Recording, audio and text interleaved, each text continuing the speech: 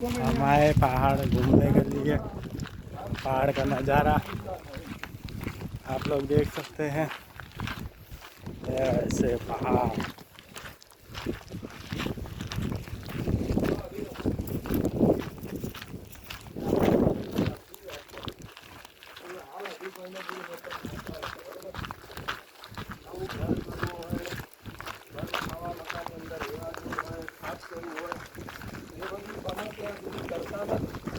આપણા નાદ ચાલતું હોય, નાદ છૂટકે કરવું હોય તો કરી શકાય.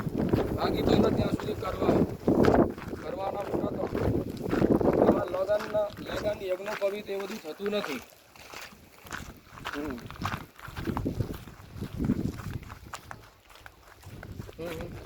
पहाड़ में चढ़ने का आनंद ही दूसरा ही कुछ है।